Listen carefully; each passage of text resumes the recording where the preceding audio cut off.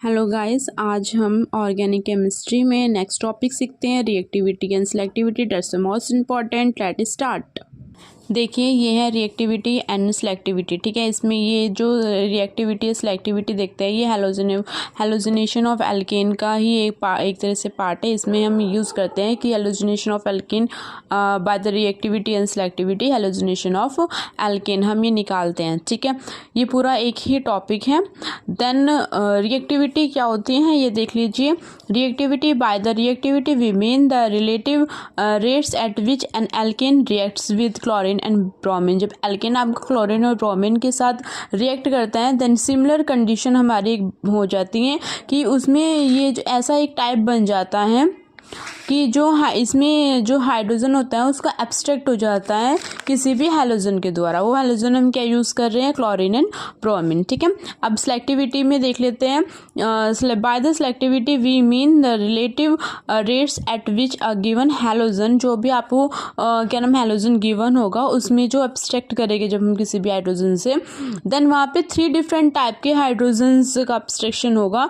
वो 1 degree 2 degree and 3 degree के atoms जो वो एल्केन में से एब्स्ट्रैक्ट करेंगे। ठीक है, वहाँ पे primary, secondary and tertiary 3 types के हो गए। Selectivity also implies the reactivity rates at which 3 different types of radicals 1 degree 2 degree and 3 degree are formed. जब सेलेक्टिविटी की हम बात करते हैं वहाँ पे हमारे 3 डिग्री के मतलब 3 टाइप के रेडिकल्स फॉर्म होते हैं, 1 डिग्री 2 डिग्री एंड 3 डिग्री। ठीक है, अब इस एग्जाम्पल देख लेते हैं इसको किस तरह से ये बने हैं। जैसे कि हमने एन-ब्यूटेन ले लिया हमने, क्योंकि अभी इसमें बात की है कि इसमें क्लोरीन और ब्रोमीन से होगा। ठीक है, एक हम क्लोरीनेशन करेंगे, हम ब्रोमिनेशन करेंगे। ठीक है, जब हम क्लोरीन से रिएक्ट करवाते हैं, हमने एन-ब्यूटेन ले लिया। जब एन-ब्यूटेन से हमने क्लोरीन से रिएक्ट करवाई है, देन 673 हमने टेम्परेचर लिया है। देन हम जब भी क्लोरीनेशन और ब्रोमिनेशन करवाते हैं टेम्परेचर भी क्या लेते हैं, हम सेम लेते हैं, डिफरेंट टेम्परेचर पे नहीं करते हैं।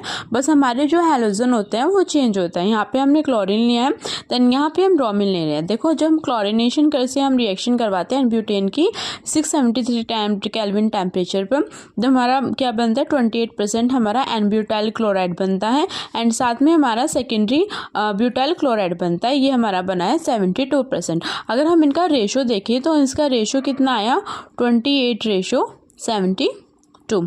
ठीक है, अब हमने बात की दोबारा से एन-ब्यूटेन लिया, क्योंकि हमने क्लोरीनेशन और ब्रोमिनेशन 2 चीज़ करनी है। क्लोरीन या ब्रोमीन से ही हम रिएक्ट करवा सकते हैं। ठीक है, जब हम ब्रोमिनेशन में ब्रोमीन लेते हैं देन हमारा क्या बनता है, एन-ब्यूटाइल ब्रोमाइड बनता है। ठीक है, लेकिन और इसमें हमारा सेकेंडरी ब्यूटाइल ब्रोमाइड बनता है। इसमें ये देखिए, जो हमारा एन-ब्यूटाइल ब्रोमाइड बनता है वो 1.8% बनता है एंड जो हमारा सेकेंडरी ब्यूटाइल ब्रोमाइड बनता है वो हमारा 98.2% बनता है। इसका रेशो क्या हो जाएगा फिर, 1.8 रेशो 98.2। ठीक है, अगर हम रेशो की बात करें देन ये इसका रेशो हो जाएगा। अब ये देख लीजिए, हमने यहाँ पे कहा था सेलेक्टिविटी और रिएक्टिविटी की बात कर रहे हैं। देन यहाँ पे हमारा नॉर्मल ये रिएक्टिविटी प्रोडक्ट बना है हमारा, ये हमारा क्या बना है, सेलेक्टिविटी। यहाँ पे हमारा क्या है, रिएक्टिविटी, ये हमारा क्या है, सेलेक्टिविटी। अब ये देख लीजिए, हमने ये बनाया था, हमने एन-ब्यूटाइल क्लोराइड बनाया, ये हमारा 28% बना था। ठीक है, यहाँ पे देखिए ये 1.8, तो इनमें से कौन सा ज़्यादा है, ये ज़्यादा है। यानी कि हम क्लोरीनेशन करते हैं तो हमारा जो प्रोडक्ट बन रहा है वो हमारा उसकी रिएक्टिविटी जो होती है वो ज़्यादा होती हैं। अब हमने क्या किया, सेलेक्टिविटी में हमारे 1 degree 2 degree 3 degree primary, secondary and tertiary 3 type के बनते हैं। देन यहाँ पे हम देखते हैं 72% हमारा बन रहा है और यहाँ पे 98.2% बन रहा है।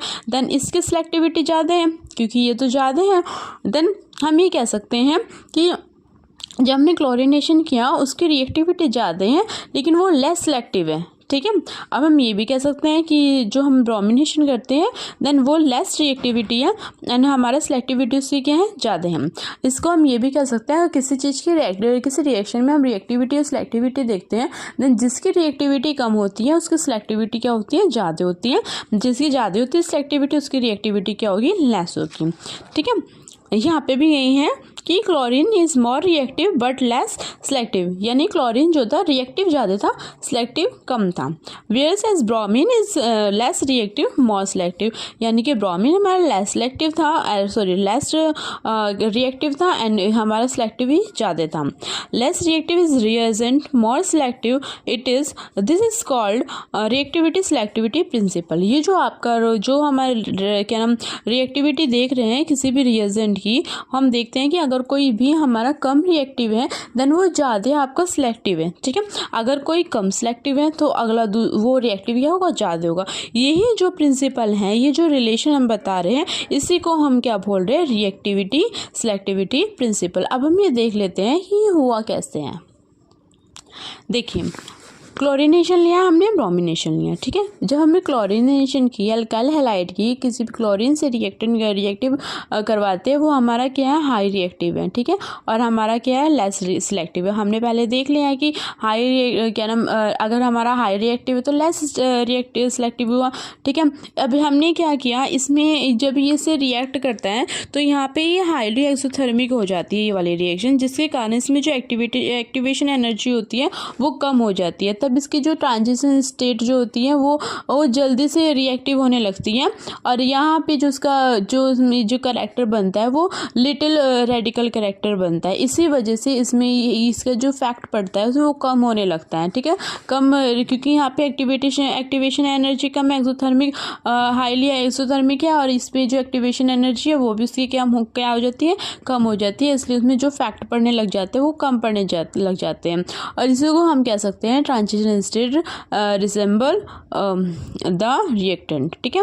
अगर हम ब्रोमिनेशन को अगर हम देखते हैं तो यहाँ पे क्या होता है, ये जो होता है हमारा एंडोथर्मिक हो जाता है। यहाँ पे हमारी एक्सोथर्मिक हो रही है, यहाँ पे एंडोथर्मिक हो रही है, जिस कारण से हमें कह रहे हैं जब हम ब्रोमिनेशन करते हैं वहाँ पे हमारा लो रिएक्टिविटी था लेकिन हमारा हाईली सिलेक्टिविटी था।